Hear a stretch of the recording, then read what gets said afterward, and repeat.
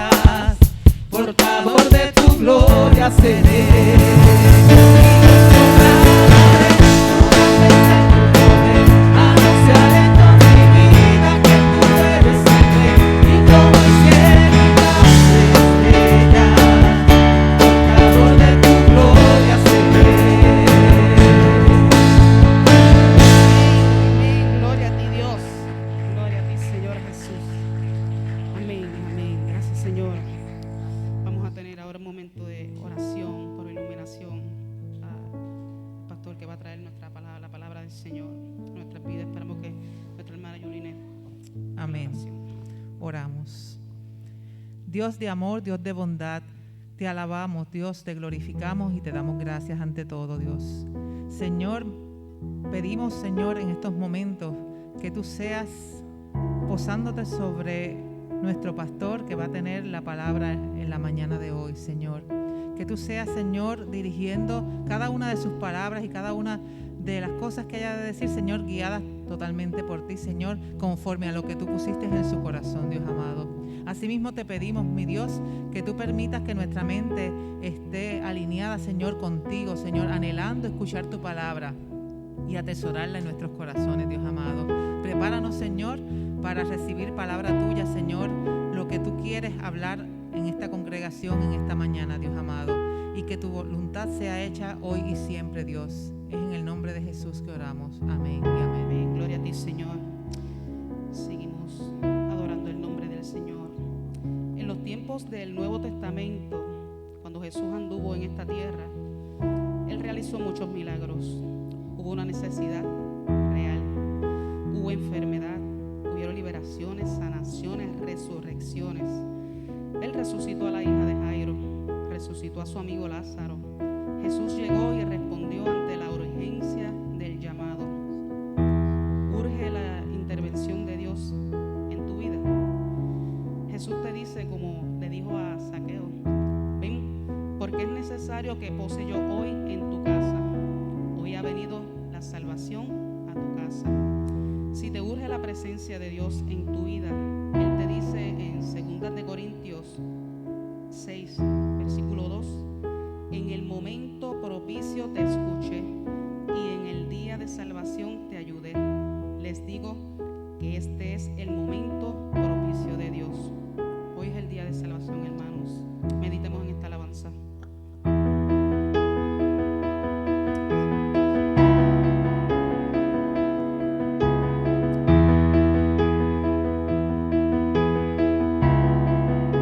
Urgencia de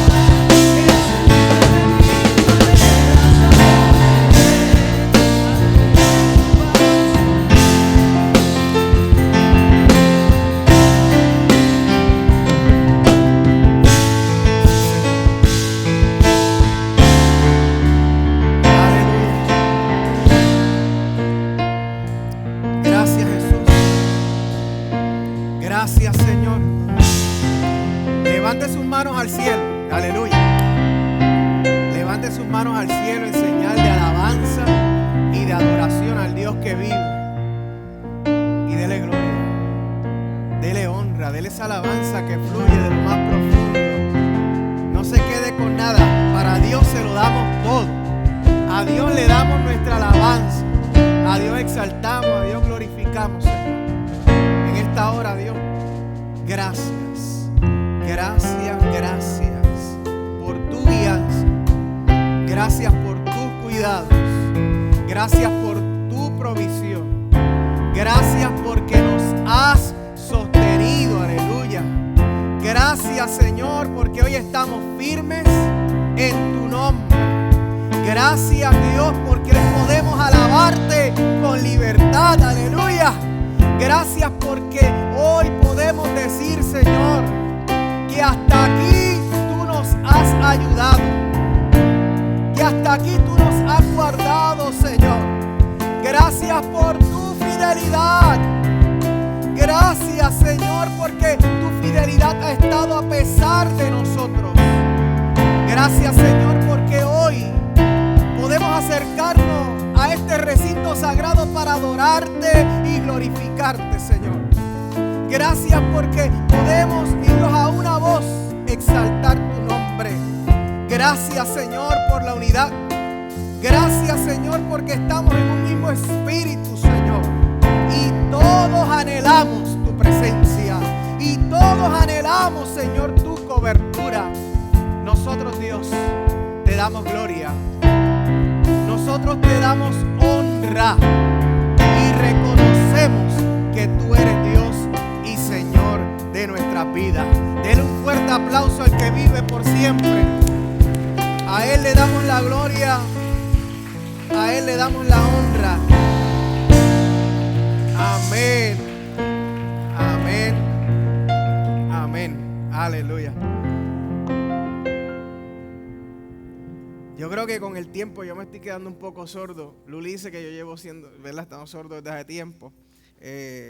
Uno decide ser sordo, yo creo que es por conveniencia, pero, ¿verdad? Como que a veces no me escucho y le tengo que decir a Eduardo, pero tal vez es cosa mía.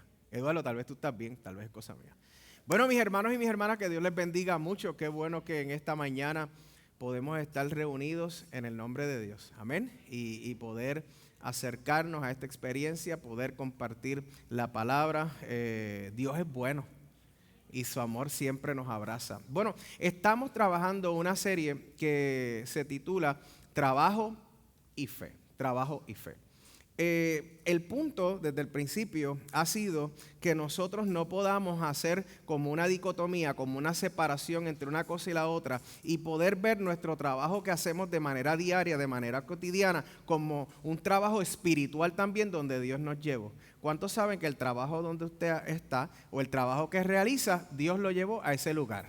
¿Cuántos pueden afirmar y decir, ¿verdad? Ese aspecto de mi vida, ese trabajo diario, también Dios está. Y eso es lo que queremos enfatizar, ¿verdad? Y trabajar. La semana pasada el flamante Cristianet nos hablaba sobre la redención del trabajo. Él hablaba sobre el énfasis en cómo Dios nos redime en Cristo Jesús para que demos gloria a Él en todas las áreas de nuestra vida, y esto incluye el trabajo. Y si hay algo, y vuelvo y repito, que hemos tratado de enfatizar desde el principio, es la importancia, y recalco en esto, de no separar nuestra vida espiritual de nuestro trabajo diario y cómo nuestra espiritualidad, ¿verdad?, puede afectar positivamente o negativamente nuestro quehacer diario. Hoy vamos a hablar de la esperanza del trabajo, la esperanza del trabajo. Y vamos a darle un vistazo al libro de Apocalipsis y verlo en clave, ¿verdad?, del trabajo y toda esta dinámica. A manera de información, nosotros cuando nos acercamos al texto bíblico, al texto sagrado, al libro de Apocalipsis, Revelación, el vidente llamado Juan, algunos dicen que era el apóstol Juan, otros dicen que no por el lenguaje, ¿verdad? Utiliza el arameo, el evangelista de Juan hablaba más y dominaba más el griego, pero nada, eso es un asunto de estudio. Lo importante es que se llamaba Juan. era vidente, se presenta como hermano en la fe, como creyente. Así que se encontraba exiliado a finales del primer siglo en una isla llamada Pasmos. A causa del evangelio, estaba allí exiliado a causa de predicar a Cristo.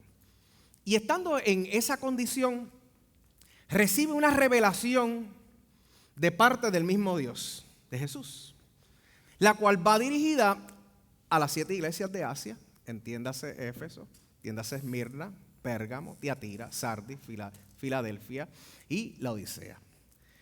Se había desatado en aquel tiempo una gran persecución por el Imperio Romano. Algunos lo ubican en el tiempo de Nerón, 50, 60, algunos lo ubican en el tiempo de Domiciano, más tardío los años 90. Pero sí había una amenaza, ¿verdad? Había una amenaza de parte de ese desarrollo y crecimiento. Había una amenaza, el Imperio Romano se sentía amenazado por este grupo de creyentes en el que se levanta en el nombre de Cristo. Entonces los veían como rebeldes, por tanto empieza una multiplicación de los cristianos y una persecución a la vez, y como se seguían, y es interesante porque se seguían multiplicando, muchos historiadores dan este dato, que se seguían multiplicando a causa de los mártires. Cuando hablamos de mártires, son testigos que morían a causa del evangelio. Entonces el evangelio, en vez de suprimir el evangelio, sino que el evangelio crecía aún más,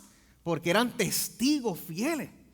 Cuando hago este paréntesis aquí, pero cuando un cristiano moría en el Coliseo, que era prendido como antorcha o puesto en unas sillas, ¿verdad? De hierro que estaban calientes, ¿verdad? Que la piel se les pegaba y todas esas cosas, morían, o por las bestias. La gente no huía. La gente que hacía, perseveraba. La gente buscaba más de Jesús y proclamaban más a Jesús. A lo que voy es que en medio de la persecución, en medio de lo que estaba atravesando la iglesia del primer siglo, referente al libro de Apocalipsis, tenemos que decir que la iglesia del Señor seguía creciendo. La iglesia del Señor seguía adorando. La iglesia del Señor, en medio del caos, podía levantar manos santas al Altísimo. Aleluya. Y nosotros vemos en este tiempo, en diferentes contextos, en el nuestro también, en los caos que vivimos y las situaciones, vemos cómo la iglesia, aún en medio de los tiempos, se levanta para adorar al Rey de Reyes y Señor de Señores. Cómo en medio, y decíamos el martes, pero también se afirmaba en la vigilia del viernes, cómo hay una iglesia en Ucrania que adora al Señor. Y sepa que en Rusia también, que no están de acuerdo con Putin, pero también allí adoran al Señor, ¿verdad? Porque no vamos a estar en ese espíritu de xenofobia y marcar a unos, ¿verdad? Y de alguna manera glorificar a otros. Oramos por todo. La iglesia del Señor seguía creciendo. Y allí estaba Juan en Pasmos, exiliado. La situación de Juan y de la iglesia en el primer siglo debe generar, ¿verdad?, en nosotros algunas preguntas. Por ejemplo, ¿cómo vivir la fe? ¿Cómo vivir la fe en medio de esa realidad? En medio de esa situación. ¿Cómo trabajar? ¿Cómo levantarse día a día, ¿verdad? ¿Cómo operar en lo cotidiano? ¿Cómo hacer lo que debo hacer? ¿Habrá esperanza en ese contexto, en esa situación? ¿Habrá esperanza o se perderá la esperanza cuando estamos siendo perseguidos como creyentes?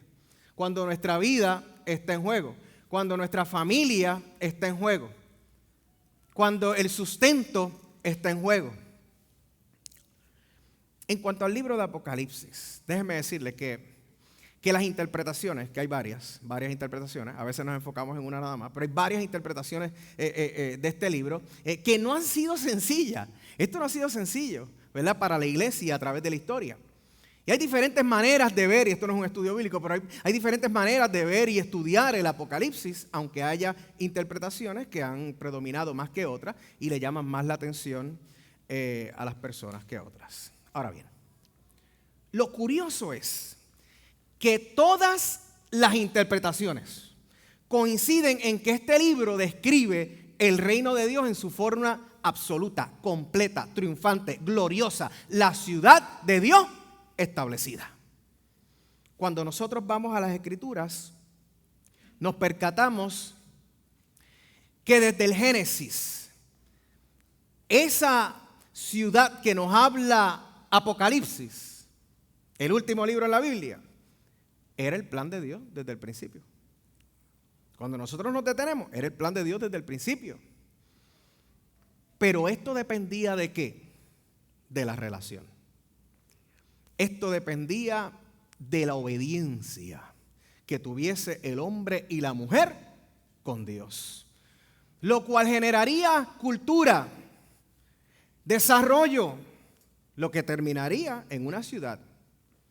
Pero como hemos dicho a través de las semanas, el pecado trajo quebrantamiento. El pecado, lo vemos en el Génesis, el pecado trajo muerte. A pesar del quebrantamiento, miren la misericordia y la gracia de Dios, a pesar de todo ello, de la muerte espiritual, de las acciones nuestras como seres humanos, a pesar de eso, las ciudades han tenido su desarrollo. Cuando uno ve la historia, las ciudades han florecido. Pero ¿cuánto ha costado? Lo vemos hoy, por alcanzar. Y ese es el querer, ese es el dominio, ese es el poder, ese fue el problema en Génesis. Por alcanzar el poder, por tener más. Ok, tenemos desarrollo, pero ¿a cuesta de qué? ¿A cuesta de qué? Porque ha sido en medio del dolor, también en alegrías. Y es interesante ver cómo la Biblia comienza con un jardín y termina con una ciudad. Empieza con un huerto y termina con una ciudad. Y esta ciudad nos dice Apocalipsis 21:2 que desciende del cielo. ¿Cuántos alaban al Señor? Que viene de Dios. Lo que tú esperas viene de Dios. Ay, no, nadie me escucha aquí, yo estoy solo en esto. Lo que tú estás esperando desde hace tiempo viene de Dios. Es para que usted diga, gloria a Dios. Porque si yo te digo, lo que tú estás esperando viene del infierno, tú me vas a decir, uy, pastor, deje de eso, ¿verdad? Usted se va a poner incómodo. Pero si yo te digo que viene del cielo, es para que usted mire, caiga en bendición, ¡ay! Y empieza ahí, mira, salga corriendo y todo eso. Adora al Señor, porque viene ¿de qué? De Dios. Lo que nos enseña es que el reino que será establecido es iniciativa de Dios. No es nuestra, es iniciativa de Dios. Y yo quiero compartir algunas características de esta ciudad. Y quiero que vaya conmigo al texto bíblico. ¿Está bien? Y vaya abriendo su Biblia en Apocalipsis. Y vamos a estar por los capítulos 21, 22. Vamos a estar rondando ahí unos versos, ¿verdad? De ahí a allá. Pero quiero que vaya conmigo. Porque hay unas características muy puntuales, muy importantes, que nos enseña el libro, esta revelación. La primera característica es que, no habrá más dolor. ¿Cuántos se levantaron con dolores hoy? Levante su mano. Ay, Señor. Mire, eso sí, ahí sí que usted tenía que caer en bendición. Que no va a haber qué, pastor. Para allá es que voy. Que no va a haber dolor, para allá es que voy. No, imagínese, pastor, chacho. Yo con estos dolores de espalda baja, siempre tengo dolor de espalda baja, todo eso. Miren lo que dice el texto, capítulo 21, verso 4. Ahí los tienen, salen en pantalla para que los pueda anotar. Él les enjugará toda lágrima de los ojos. Añado, ya no habrá, ¿qué dice? Muerte, ni llanto, ni lamento, ni dolor, porque las primeras cosas han dejado de existir. Característica de esa ciudad, de esa esperanza que Dios nos da. No habrá más llanto, no habrá más muerte, no habrá más dolor. La segunda característica, tendrá un árbol de la vida con frutos curativos. Olvídese de la moringa, mi hermano. Olvídese de los teces verdes. Olvídese de cualquier... No. Allá en esa ciudad, ¿verdad? Y dice, y corría por el centro de la calle principal de la ciudad. A cada lado del río estaba el árbol de la vida, que produce 12 cosechas al año. Mire eso, una por mes. Y las hojas del árbol son para la salud de las naciones. ¡Wow! Esto es un plan médico universal. Esto es un plan médico para todos, sin restricciones, de gratis. Porque alguien pagó el precio, aleluya. Porque Cristo pagó el precio, por tanto, ahora es gratis. Ay, mi alma alaba al Señor. ¿Qué nos dice? Características de esta ciudad. Un lugar de comunidad. Un lugar de comunidad. Vaya conmigo, capítulo 21, verso 24. Aparte de estar sordo, ya estoy un poco ciego también. Las naciones caminarán a la luz de la ciudad, en comunidad. Ya no habrá separación. ¿Verdad que cuando yo estaba en República Dominicana y Haití, el problema, usted sabe que el problema fronterizo allí, en los haitianos que cruzan y los dominicanos quieren levantar, ¿verdad?, ese muro y todo para prohibir.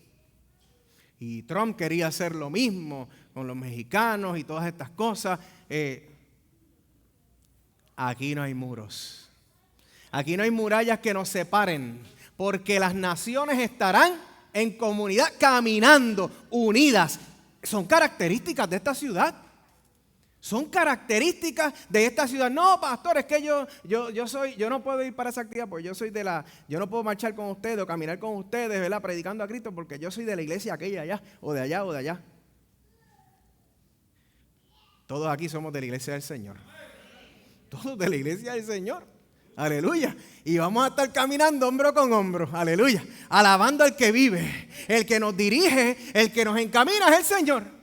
Y estamos juntos en este proyecto en el nombre del Señor. Oye, ¿qué más dice? ¿Alguna otra característica? Dice, no hay violencia, puertas abiertas. Vamos a buscar Apocalipsis 21, verso 12, primeramente nos dice, tenía una muralla grande y alta y 12 puertas custodiadas, nada más y nada menos que por 12 ángeles, en las que estaban escritos los nombres de las 12 tribus de Israel. Pero el verso 25 dice algo: sus puertas estarán abiertas todo el día, pues allí no habrá noche. ¿Alguna vez imaginaste dormir en una casa sin rejas? ¿Alguna vez imaginaste dormir en una casa sin puertas? Yo creo que si nosotros dejamos la puerta de garaje abierta o la puerta principal, dejaste la puerta abierta y después entramos por la casa y nos creemos así, ¿verdad?, que tenemos algo, pero no tenemos nada, esta es la mano pelada, y entramos así, ¿verdad?, como si, viendo todas las áreas, porque estamos asustados, porque alguien pudo entrar en la casa. Así que eso como que se nos hace difícil pensar, pero esta ciudad nos muestra el refugio perfecto. No hay violencias, puertas abiertas. Es una ciudad de luz. ¿Cuántos alaban al Señor? Está conmigo. Una ciudad de luz. Capítulo 21, verso 23. La ciudad no necesita ni sol ni luna que la alumbren. Miren esto. Porque la gloria de Dios la ilumina y el Cordero es su lumbrera. Esto quiere decir, vamos a ver, esto quiere decir que no hay corrupción. Wow. Esto quiere decir que no hay corrupción. Esto quiere decir que en el tiempo de planilla pues no afilan los lápices ni nada de eso, ¿verdad? Esto quiere decir que no se roban los impuestos. Esto quiere decir que el gobierno administra bien el dinero. Esto quiere decir que no hay elevación de precios, que las balanzas son justas. Esto es lo que quiere decir. Eso es lo que quiere decir. Interesante, ¿verdad? Es una ciudad de luz. ¿Cuántos quieren estar en esa ciudad? Si no dijo amén, me asusta. Me asusta. En esta ciudad, 6, en esta ciudad hay armonía entre la naturaleza y los edificios.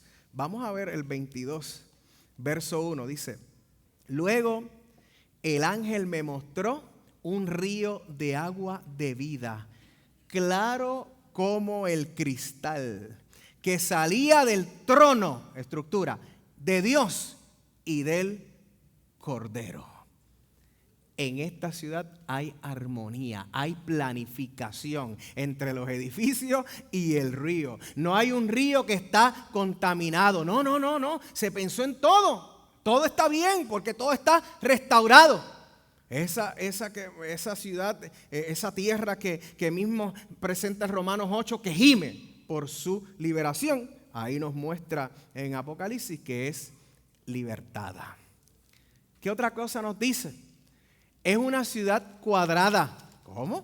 Es una ciudad cuadrada. Miren lo que dice el capítulo 21, verso 16. La ciudad era cuadrada. Medía lo mismo de largo que de ancho. El ángel midió la ciudad con la caña y tenía 2,200 kilómetros. Su longitud, su anchura y su altura eran iguales.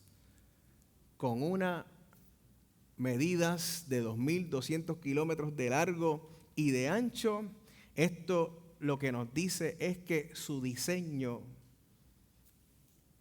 es perfecto. Esto lo que nos quiere decir es que hay una simetría. La simetría que tiene nos muestra armonía. Esto lo que nos quiere decir que esta ciudad es estable, está estable, tiene dimensiones enormes. Entonces, con todas estas características, cuando nosotros meditamos en esta ciudad, tenemos que entender que es una imagen que nos invita a la esperanza. Hay mucha gente que utiliza el libro de Apocalipsis para dar miedo. Y sacan predicaciones del pasado y este es el momento y todas las cosas y dan miedo y todo esto. El libro de Apocalipsis para el pueblo de Dios es de esperanza. Para el que está fuera de Dios, porque se amarra el pantalón o la falda. Pero para el que está en Cristo es esperanza, mi hermano. Este libro para la iglesia que estaba siendo perseguida en aquel momento era esperanza. Y para usted, en medio de la situación que esté atravesando, este libro sigue siendo esperanza. Aleluya. Esperanza para el pueblo de Cristo. Entonces, tenemos que entenderlo, tenemos que comprender que nos invita a ello. Un lugar, la ciudad, cuando meditamos en la ciudad, un lugar de celebración en el cual cada uno de sus habitantes dan gloria y honra a Dios. En esa ciudad no habitará el quebranto. En esa ciudad, según lo que leímos, ya no habitará las tinieblas. En esa ciudad no habitará el sentimiento de frustración, de egoísmo, de odio, ¿no? La razón sencilla, es la ciudad de Dios. Es la ciudad de Dios. Ahora, en esta ciudad, el trabajo tendrá su lugar. ¿Qué dice, pastor? Sí, el trabajo tendrá su lugar. Ay, pastor, yo pensé que no iba a estar trabajando, pensé que iba a estar viendo Netflix todo el día y todas esas cosas, tranquilo, recostado. Pero ¿cómo es eso que voy a trabajar? Sí, el trabajo tendrá su lugar. Y los redimidos podrán llevar a cabo aquello por lo cual fueron creados, pero llevarlo de la manera perfecta.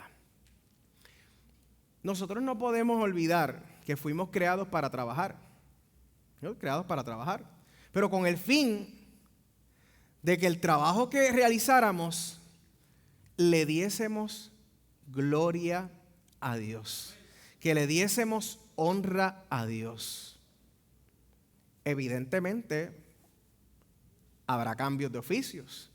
Y la dinámica de trabajo cambiará. Y los resultados. Pero la esencia y el propósito de las vocaciones desde el inicio será el mismo, porque Dios no cambia su propósito. Dios no cambia su propósito. A la ciudad de Dios llegarán las riquezas de las naciones, como bien dice el capítulo 21, verso 24. Llegarán. Y las riquezas pueden representar todas aquellas obras que han sido de avances a las sociedades y a la cultura. Aquellas cosas que fueron hechas por las naciones aún cuando no eran cristianos serán recicladas. Pero muy importante, redimidas en el reino de Dios. Porque dice el capítulo 21, verso 27, que nada impuro entrará en esa ciudad. Inclusive, el profeta menor llamado Miqueas, capítulo 4, verso 3, dice que los instrumentos de guerra, escuche esto, serán transformados en herramientas de trabajo. Aleluya. Ahora bien,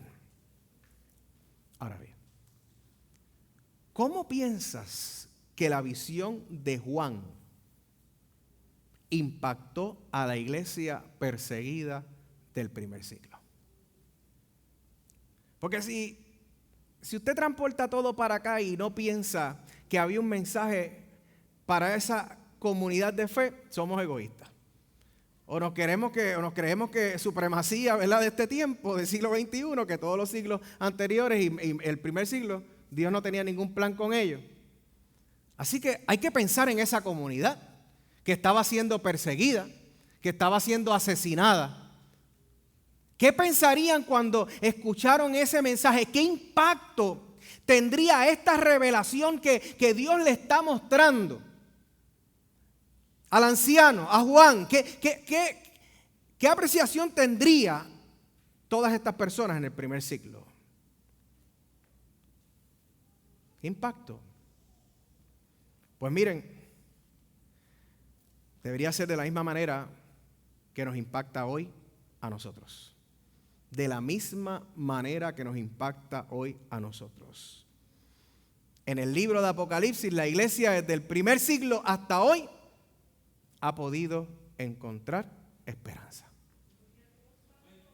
Es que la palabra de Dios no se agota. Es que la palabra de Dios no termina con una generación, no continúa. Es que la palabra de Dios nadie la calla. Es que dio esperanza en un pasado, en el primer siglo, y hoy a nosotros nos da esperanza en medio de cualquiera de las cosas que estemos atravesando. Así es Dios. Así es el amor de Dios. En el libro de Apocalipsis, la iglesia ha podido encontrar esperanza. Y esa esperanza, somos testigos, hemos descubierto que nos consuela. Porque en los momentos donde no vemos nada, ¿verdad? Como que estamos así, Dios mío, no veo nada. Vemos los cielos abiertos, esa es la esperanza de Dios. Vemos el mensaje de Dios, vemos la palabra. Se acerca alguien y nos dice, no estás solo, no estás sola, estoy contigo. Esa llamada, ese texto, todas esas cosas que pasan, que suceden, las formas que hoy Dios utiliza, la compra que llega a la casa, el mensajito bonito, la tarjetita, todas esas cosas que suceden y uno dice, Dios mío, tú me das esperanza, hay esperanza, y esa esperanza genera ¿qué? Consuelo a nuestro corazón.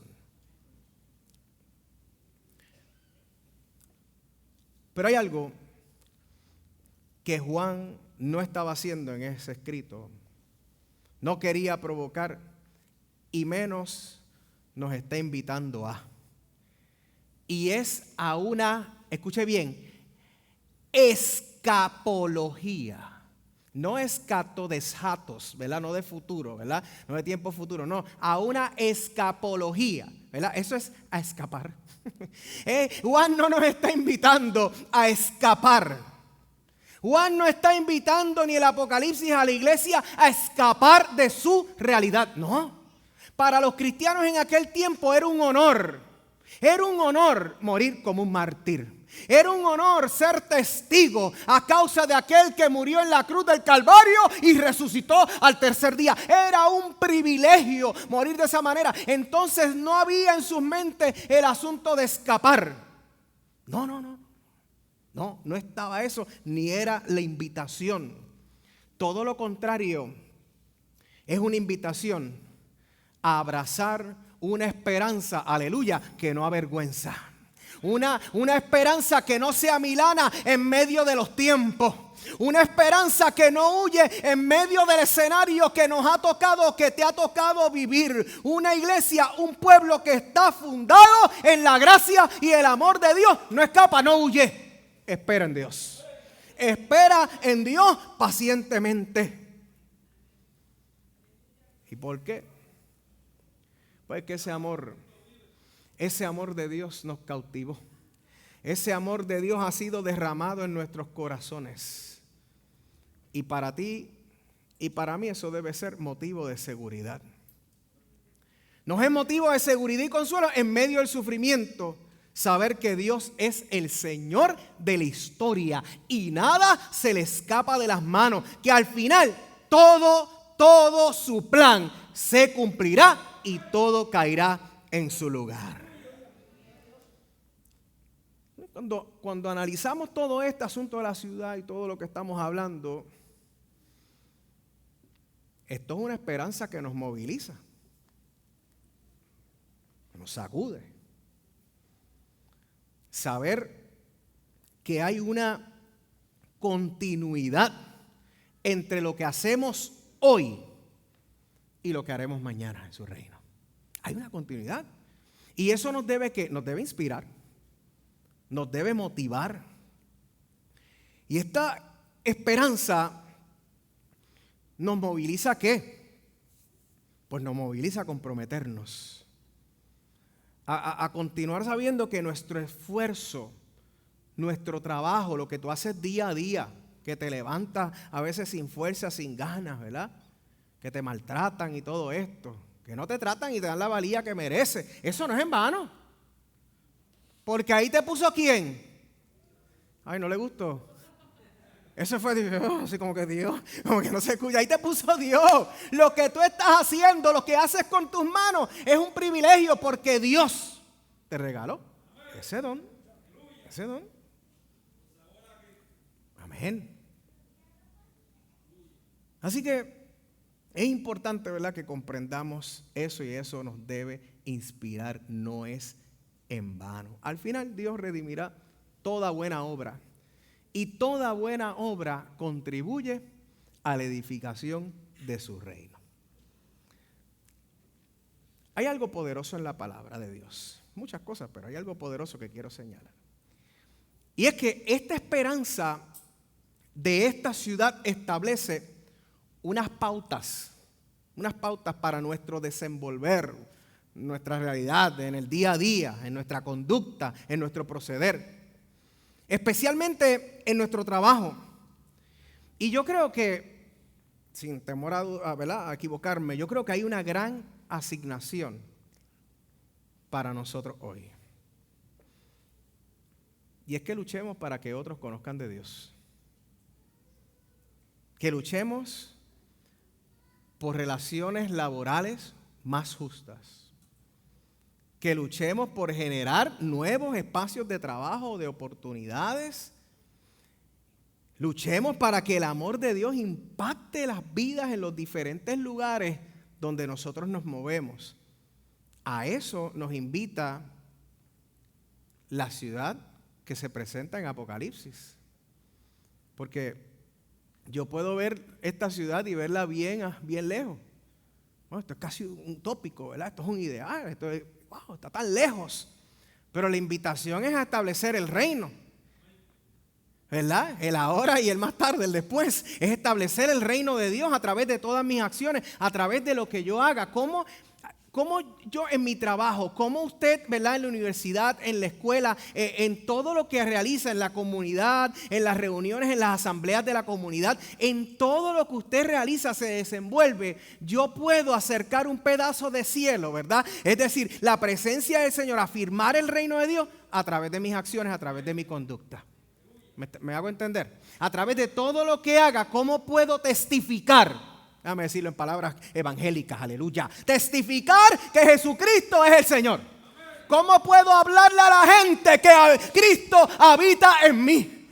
que yo soy templo del Espíritu Santo, que mis palabras, todo lo que yo hable, aleluya, va a ser guiado y dirigido por Dios. ¿Cómo la gente puede entender eso si hay una separación, si hay una dicotomía, si hay una diferencia en lo que yo hago aquí en la iglesia versus lo que yo hago allá afuera, en los escenarios?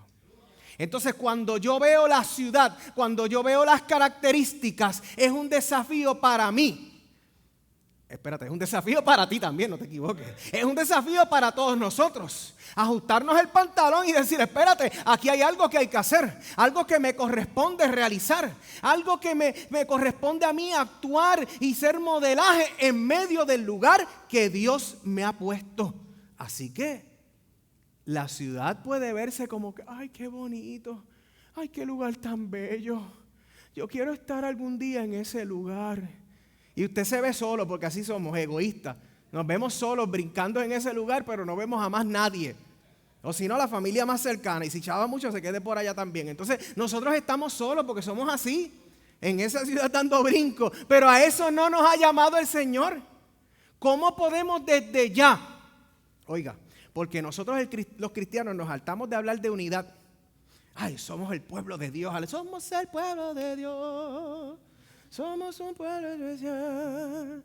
Llamados para aleluya. Empezamos la unidad, el cuerpo de Cristo y todas esas cosas. Eso es basofia, mi hermano. Vamos a vivir la unidad de verdad. Vamos a amarnos de verdad en medio de la diversidad. Vamos a entender que lo esencial es Jesucristo, que puede haber diversidad de pensamientos, interpretaciones en algunas cositas, pero hay algo que nos une y que es Jesucristo, el Señor y Salvador. Ah, pero espérate, no, ahora me divido, ahora me uno, ahora me divido. ¿Qué es eso?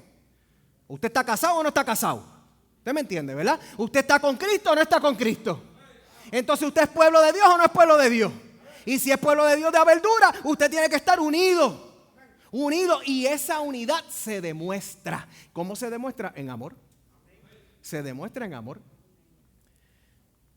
Yo una vez les conté, vuelvo y les cuento porque ya usted sabe que a través de los años hacemos los mismos cuentos, me quedo solo, me quedo ciego y me quedo... Pero yo recuerdo una vez que yo invité al hermano pastor de Sardén, hace muchos años, lo invité a Adventista a compartir en un servicio. Y nosotros queríamos ser muy prudentes y en la cena que preparamos, pues hicimos una majada de vegetales y todas esas cosas. Y luego otra tenía carne, pero obviamente no tenía cerdo, porque ellos son muy estrictos en ese asunto. Y luego el pastor de Sardén nos pusimos a hablar, a dialogar, y empezamos a hablar sobre las afirmaciones teológicas doctrinales, ¿verdad? Que nosotros teníamos y que ellos tenían. Y comenzamos a conversar, y a mí me gustan esos diálogos, y comenzamos a hablar y a dialogar. Y yo siempre he admirado la espiritualidad de ese hombre. Entonces viene y me dice, pastor, mirándome a los ojos, me dice, son más las cosas que nos unen que las que nos dividen. Y yo tomé esas palabras como palabras de Dios.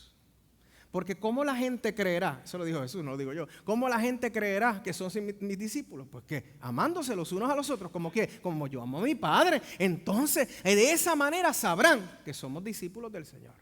Pero, miren, y yo predico una vez de esto. Hay gente anhelando la segunda venida del Señor. ¿Cuántos anhelan la segunda venida? Amén. Hay gente que está anhelando la segunda venida del Señor, pero no son capaces de emular a Jesús cuando caminó por las calles llenas de tierra. Pero estoy anhelando que Él venga de nuevo.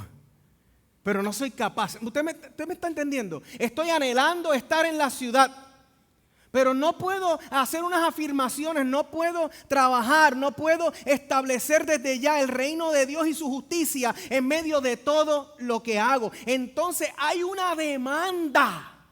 Es esperanza, pero hay una demanda cuando yo leo esto, porque miren, yo pienso que a veces leemos el texto muy romántico, ¿verdad? A veces leemos el texto, ay, qué lindo, qué bonito, calle de oro, mar de cristal y todas estas cosas bien bonitas, pero cuando yo profundizo en el texto, cuando yo profundizo y permito que el texto me interpele, que el texto hable a mi vida, que el Espíritu Santo ministre mi corazón, entonces hay una demanda de parte de la palabra de Dios hacia mi vida como pueblo cristiano, como pueblo del Señor.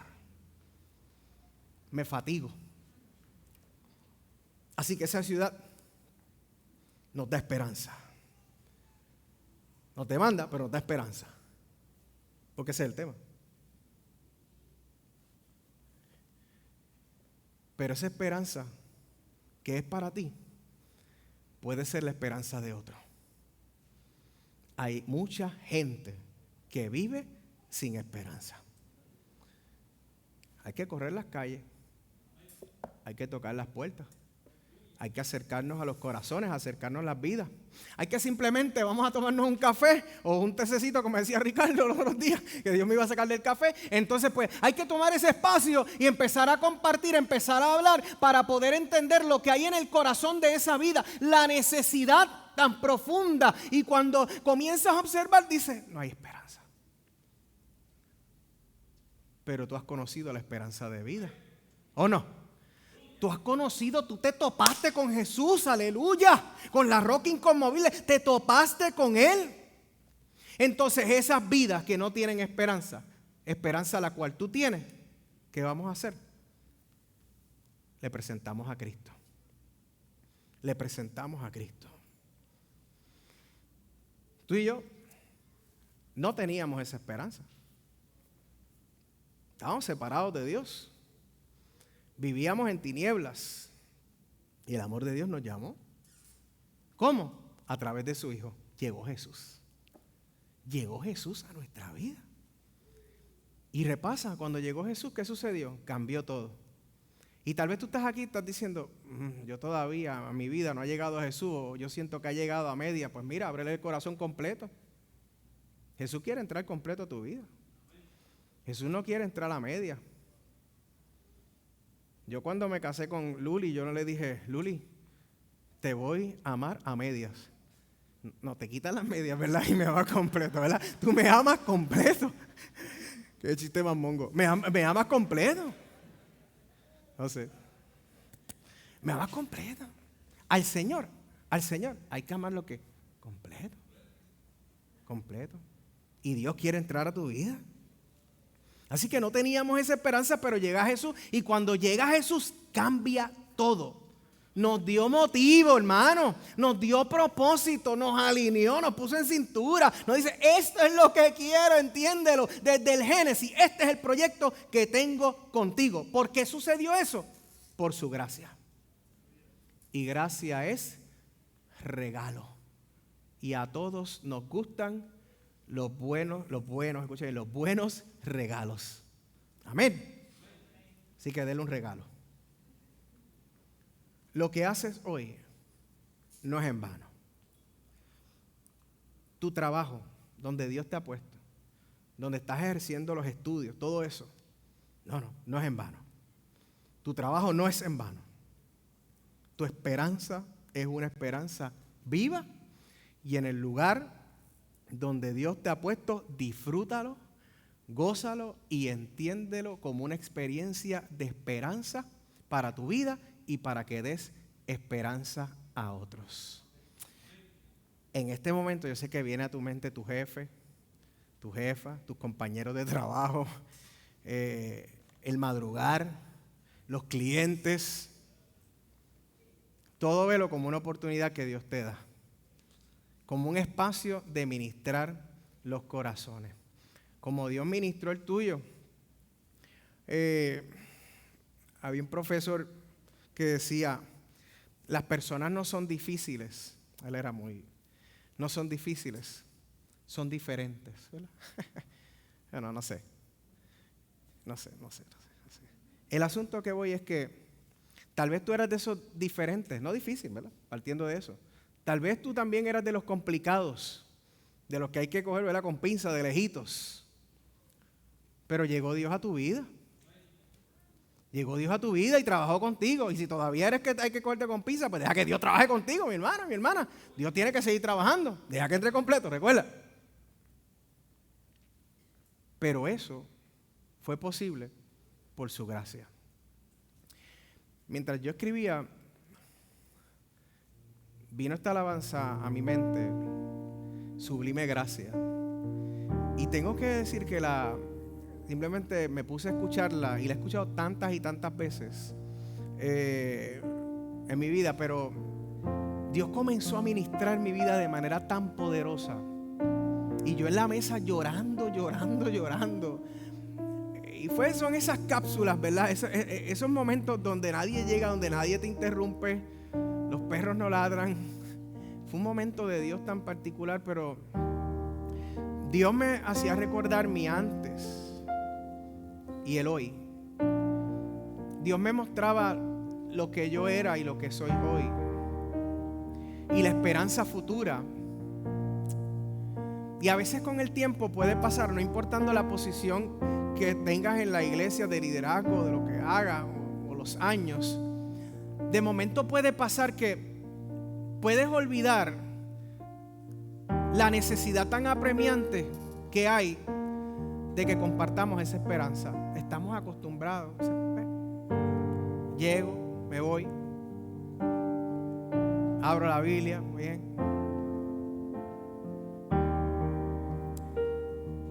Y yo decía, Señor, esa gracia es para compartirla. Ese regalo no es para callarlo.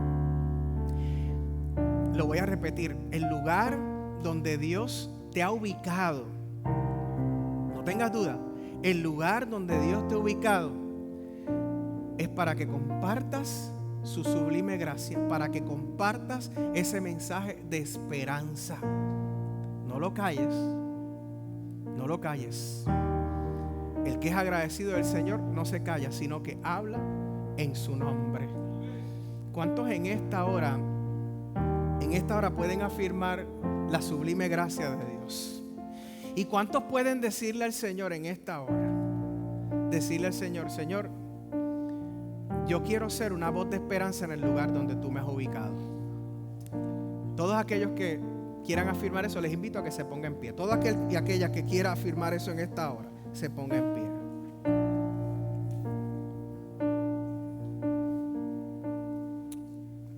Ahora bien, si en tu corazón hoy, aún hoy, en este momento no ha nacido la esperanza, y cuando hablo de la esperanza es Jesucristo.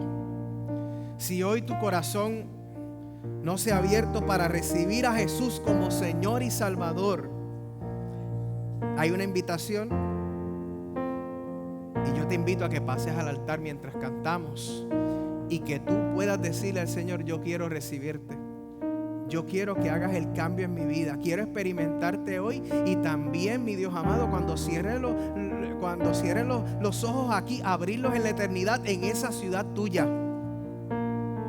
Si hay alguien que no ha recibido a Jesús, si hay alguien que necesita reconciliarse con el Señor, hoy es el día. Hoy es el día, hoy es el día, hoy es el día. Simplemente mientras cantamos y adoramos al Señor, el altar se abre. Habla con Dios. Cantamos, aleluya.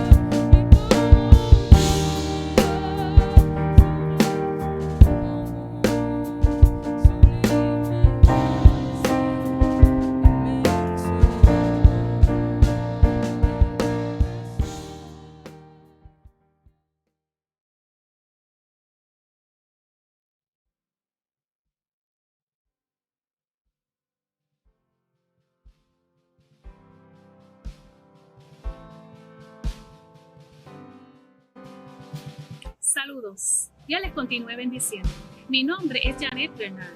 Estamos muy felices de comenzar un nuevo año bajo el tema fruto. El logo del tema es un acróstico con las palabras claves que se irán desarrollando durante el año. Estas palabras son fe, respuesta, urgencia, testimonio y obediencia. Si deseas conocer más sobre estos temas, no te pierdas nuestras transmisiones virtuales y recuerda darle like a nuestras páginas Facebook, Instagram y a nuestro canal en YouTube. Y mantente conectado. Recuerda que este es el año del fruto.